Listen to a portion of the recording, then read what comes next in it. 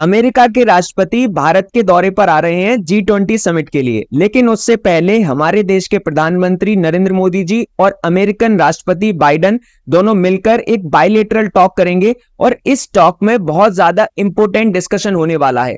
Discussion होगा अलग अलग मुद्दों पर, जैसे कि कंबाइंड जेट मैन्युफैक्चरिंग के ऊपर, ड्रोन्स को लेकर, यूक्रेन सिचुएशन के ऊपर और इंडिया चाइना रिलेशंस के ऊपर। तो बहुत कुछ नया आपको सीखने को मिलेगा मेरे साथ। मैं हूं रोमेश उपाध्याय।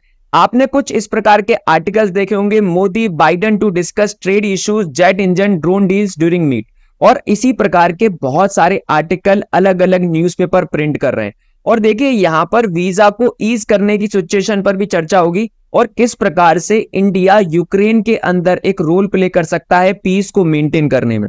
लेकिन आगे जानने से पहले एक छोटी सी रिक्वेस्ट है आप सभी से कि आप सभी वीडियो तो देखते हैं बट चैनल को सब्सक्राइब नहीं करते हैं, वीडियो को लाइक नहीं करते हैं और कमेंट सेक्शन में अपनी ओपिनियन शेयर नहीं करते हैं। आप सभी से रिक्वेस्ट है, जब आप चैनल को सब्सक्राइब करते हैं, वीडियो को लाइक करते हैं, तो कई हद तक हमें मोटिवेशन मिलता है इस प्रकार की वीडियोस को बनाने के लिए और बहुत ज्यादा आपको अच्छी इंफॉर्मेशन प्रोवाइड करने के लिए। तो आशा करता हूं आप जरूर चैनल को सब्सक्राइब कर देंगे। देखिए यहां पर बहुत ज्यादा इंपॉर्टेंट डिस्कशन होने वाली है। क्या डिस्कशन होगी कि देखिए इंडिया और यूएसए दोनों मिलकर कंबाइंड मैन्युफैक्चरिंग करेंगी जेट इंजन्स की, और उसके साथ साथ भारत MQ-9 भी आर्म ड्रोन खरीदेगा इंडियन आर्मी के लिए, नेवी के लिए और एयरफोर्स के लिए अमेरिका से। और देखिए सिविल न्यूक्लियर डील्स के ऊपर भी चर्चा होगी। और अभी करेंटली क्या है कि इंडिया और यूएसए के रिलेशंस बहुत अच्छे हो रहे हैं। तो पहले यूएसए क्या किया करता था कि इंडिया को कई हद तक न्यूक्लियर डील से दूर रखा करता था दुनिया से, लेकिन अब रिलेशन अच्छे हैं तो कई हद तक भारत को ये एक अपॉर्चुनिटी मिल रही है कि हम न्यूक्लियर डील्स कर पा रहे हैं अमेरिका के साथ।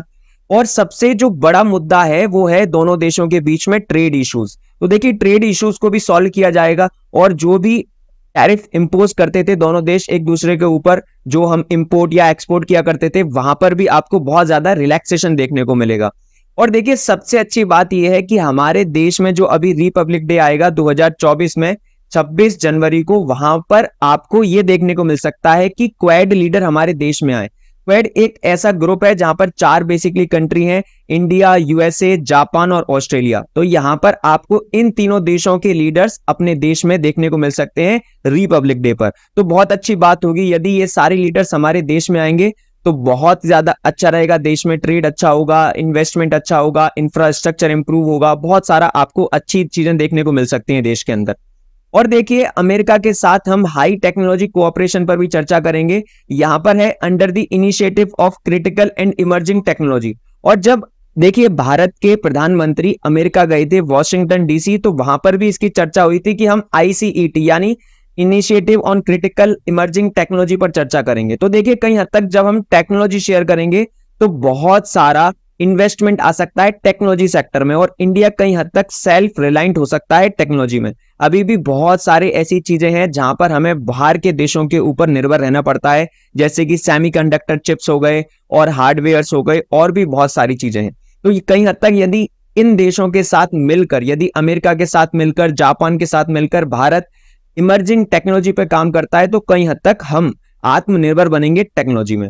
और देखिए अभी जो आज चर्चा होगी वो एक्चुअली ग्लोबल इश्यूज पर भी चर्चा होगी कि किस प्रकार से यूक्रेन की सिचुएशन को टैकल किया जाए और यूएस चाइना रिलेशंस किस प्रकार से। यहां पर अभी आप देखेंगे कि यूएसए और चाइना के रिलेशंस में आपको कड़वाहट देखने को मिल रही है, और वहीं इंडिया और चाइना के रिलेशंस भी आप देख रहे हैं कि इंडिया और चाइना का बॉर्डर को लेकर बहुत ज्यादा विवाद देखने को मिल रहा है। तो ये सारी इंपॉर्टेंट चर्चा होने वाली है। और देखिए किस प्रकार से इंडिया और यूएसए न्यूक्लियर डील करेंगे, जहां पर एक एग्रीमेंट होगा उस पर भी डिस्कशन होगा। और न्यू इन्वेस्टमेंट किस प्रकार से दोनों देशों में आ सकते हैं, अलग अलग प्राइवेट कंपनीज जाकर इन्वेस्ट कर सकती हैं, ये भी चर्चा होने को मिल सकती है। सबसे अच्छी बात क्या है कि देखिए यूएसए ने और इंडिया ने दोनों ने ही एक दूसरे के साथ अच्छी फ्रेंडशिप करने के लिए बहुत ज्यादा अलग अलग डिपार्टमेंट में रिलैक्सेशन करने की कोशिश की है।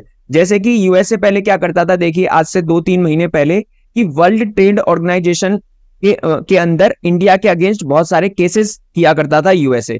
और इंडिया क्या करता था कि इंडिया जो यूएसए से सामान आता था इंडिया के अंदर, उस पर टैरिफ को इंक्रीज कर दिया करता था।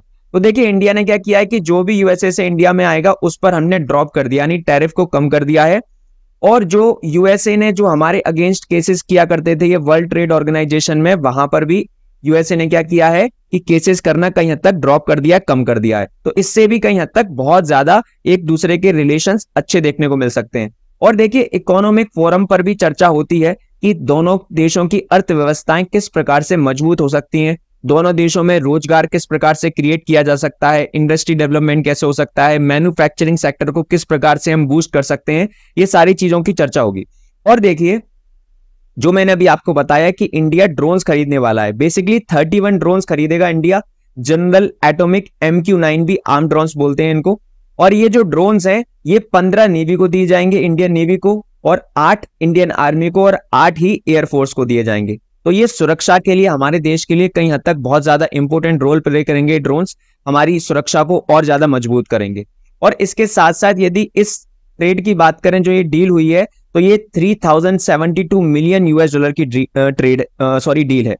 तो इसमें हमें कहीं हद तक पैसा तो देना पड़ रहा है, बट क्या है कि हमारे पास इतनी अभी अच्छी टेक्नोलॉजी नहीं है कि हम इतने एडवांस ड्रोन्स की मैन्युफैक्चरिंग कर सकें देश के अंदर। तो इसीलिए हम यूएसए से ड्रोन्स मंगा रहे हैं।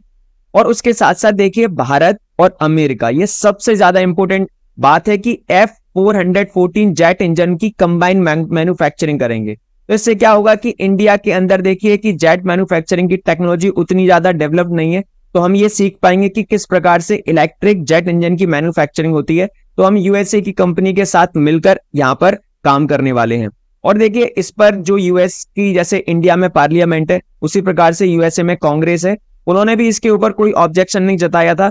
तो ये डील कहीं हद तक आने वाले समय में आपको बहुत अच्छी देखने को मिल सकती है, और देश में जेट इंजन की मैन्युफैक्चरिंग को लेकर भी हम बहुत ज्यादा सुधार कर सकते हैं।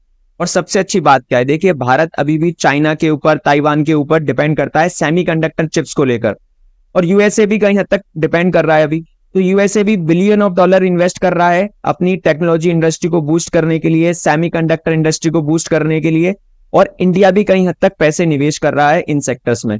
तो कहीं हद तक यदि हम दोनों देश यानी यूएसए और इंडिया, ये दोनों देश मिलकर यदि बाइलेटरल ट्रेड करते हैं और एक दूसरे के साथ टेक्नोलॉजी शेयरिंग करते हैं, तो कहीं हद तक दोनों देशों को बहुत ज्यादा मदद मिलेगी। आशा करता हूं ये इन्फॉर्मेशन आपको बहुत अच्छी लगी होगी, और डेफिनेटली अच्छी लगी है तो हिट करिएगा सब्सक्राइब बटन। तब तक के लिए जय हिंद, जय भारत।